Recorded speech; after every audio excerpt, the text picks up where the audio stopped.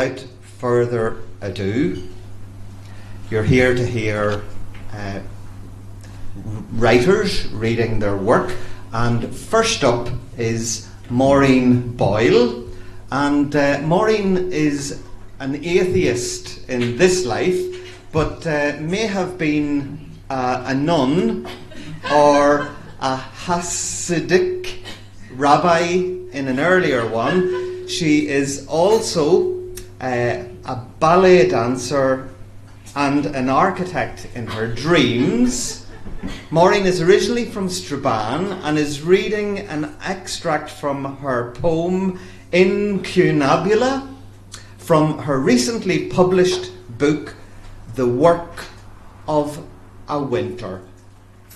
Welcome, Maureen Boyle.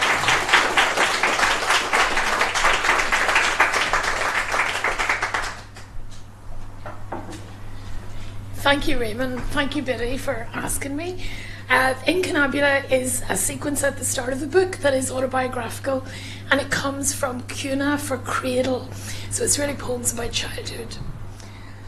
And just to say that we grew up in Sion Mills, so that's where this is set. And also the second one that I'm going to read, people sometimes react to in the current climate. You'll see what I mean, but it's totally innocent, just to put that in beforehand. He bought that house from a jilted orange man who didn't know that land was not to be sold to Fenians and tried to buy it back. Maggie Henderson was orange enough to make up for us, King Billy looming in her hall, and tea brewed for the wee soldiers who set up checkpoints on the road. Her quiet husband Hughie walked with the black men in August. She kept cats that reeked and snoozed on the roof of her hen house.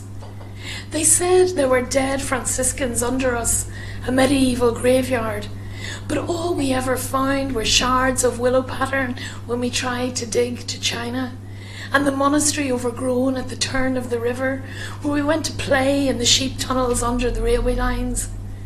The McCulloughs were our neighbours on the other side, who arrived bedraggled one night in a storm when the electricity was off. They came from the mountains, Plum. She had a countrywoman's disdain for pets and drowned the only kitten I ever owned. I would sing on my swing and imagine that Paris lay beyond the hills. No, you don't need to clap, it's okay. This is the one that sounds dodgy but isn't. My father came to teach in science school when he was 19 years old, my mother in his P7 class. He let her give out the pencils and directed her as buttons in the pantomime in the bog hall, telling her at the dance afterwards that little girls like her should be in bed. When she left school, she would wait for him at Hamilton's Corner as he rode his bike from the town. He wooed her with letters of his cricket injuries and from a damp camping trip round Ireland, when his sister took him off to break it up and encouraged the bank clerk who had an interest in him instead. They went to Derry on the train to buy the rings and were married by a priest who looked like Montgomery Clift, but who lost his mind in Biafra and had to be carted away when he kneeled himself and a woman called Mary into the parochial house. They went to London for the honeymoon, and my father spent the flight talking to a hen man. They poured the bottle of champagne left in their room down the sink on the first night of their lives alone together in the Frobisher Court Hotel. My friend Joanna and I would lie on top of haystacks in Tommy Craig's field that sloped to the river and try to work out how babies came. She swore she'd seen her mother carry a bowl of blood to the bathroom one night, and that must have something to do with it. She was Protestant, so knew about these things, and had parents who didn't go to church. The Hoggs were Protestant too, and had no children, just a Pekingese called Suki. They would ask us in to play Scrabble in a house full of plants, paintings and books.